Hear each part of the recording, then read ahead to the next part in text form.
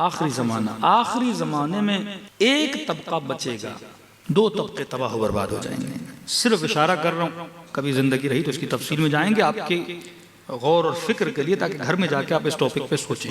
अल्लाह सैयदा ज़ैनब के रोज़े की हिफाजत फरमाए, खुदा सैयदा सकीना के रोज़े की हिफाजत फरमाए।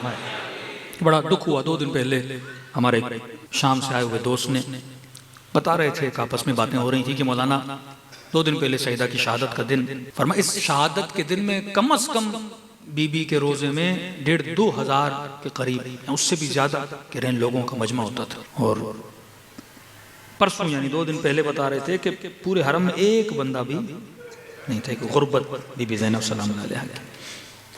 तो सवाल कई लोगों ने पूछा किया। 2011 से शाम के हालात आप देख रहे हैं, वो जबहतुन नुसरा हो, वो IS हो, दाइश हो, एक माइंड सेट पाकिस्तान में भी है, वहाँ भी है, मुख्तलिफ मुल्कों में है कि जो रोज़ों को, कब्रों पे जाने को बिदअत मानते हैं। अब 2011 से लेके आज हम 25 में हैं, तकरीबन 13 साल 14 साल। अगर आपके यहाँ से मोमिनीन ने शहादतें दी हैं, वो हिज़्बुल्लाह की सूरत में हो, या ज़ैनबियून या फातिमियून, या इराक़ के मोमिनीन की सूरत में हो, वो भी हज़ारों में, लेकिन हमने इतनी शहादतें नहीं दी जितना मद्दे मुकाबिल वालों ने जानी नुकसान दिया। आज जो शाम पे हाकिम है उसमें उज़्बक हैं, चेचन हैं, आपके इलाकों से, मुख्तलिफ मुल्कों से लोग उन फोर्सेस में शामिल हैं। लाखों की तादाद में इन्होंने जाने दिए, लाखों की तादाद में, इस ऐम के लिए कि शाम हमें मिल जाए। और जब ये लोग जंग लड़ते थे तो कहते थे बस मिलने की देर है, और मिल गया तो हम इन कब्रों को गिरा देंगे।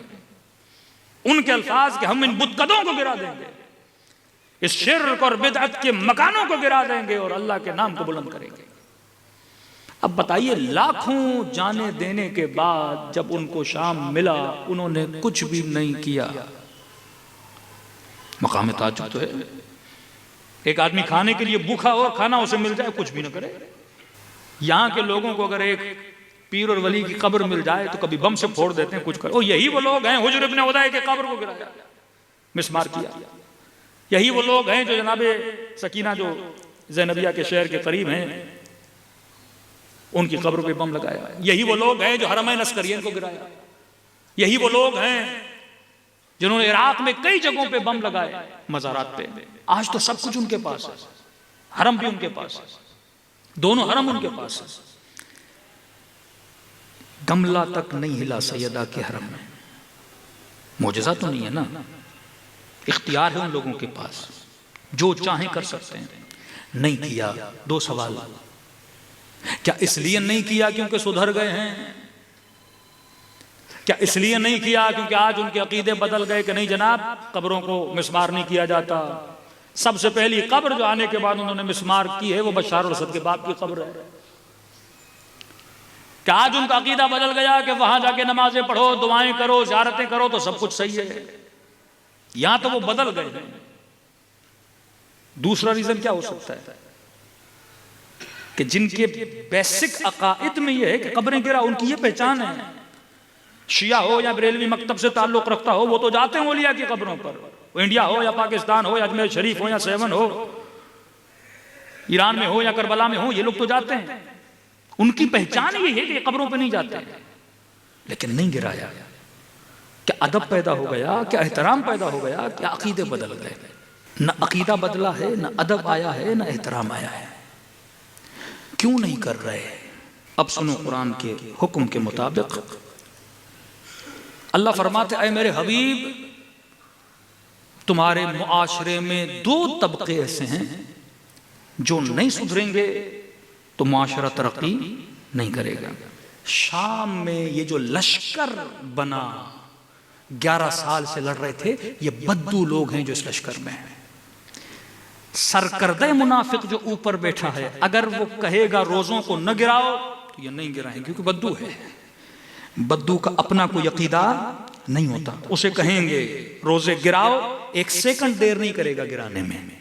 उसे कहेंगे न गिराओ, वो नहीं गिराएगा, क्योंकि ये वो नहीं सोचता कि मैं जो पहले कर रहा था तब क्यों कर रहा था, जब नहीं कर रहा था तो आज क्यों नहीं कर रहा। जैसे पाकिस्तान में बोलते थे शिया काफिर हैं, फिर इन्हीं के बड़े जब हमारे पीछे नमाज पढ़ने लगे तो ये कौम फिर हमारे पीछे नमाज भी ये नहीं सोचा कि पहले क्यों कर रहे थे और आज क्यों नहीं कर रहे। तभी अमीरुल मोमिनीन फरमाते हैं जहां जहां शऊर आता है वहां वहां अली पे ईमान आ जाता है। हा? तुम्हारा काम है किसको बढ़ाना? शऊर को बढ़ाना। अब ये जो मुनाफिक तबका ये हर जगह पाया जाता है। हमारे शियों के अंदर जो इख्तिलाफात है ना, एक सादा मौलाई तबका बिल्कुल सादा, इसे कौन गुमराह करता है? वो मुनाफिक तबका इस्तेमाल करता है। अब फरमाया ये तुमने सोचना है कि कहीं तुम मुनाफिक तबके के अंदर गिरफ्तार न हो जाओ। तुम्हारे अंदर पहचान होनी चाहिए कि हकीकी मोमिन कौन है, और अली का नाम इस्तेमाल करके कहीं कोई तुम्हारे ईमान को चुरा न ले। सलवात पढ़े मोहम्मद वाले मोहम्मद।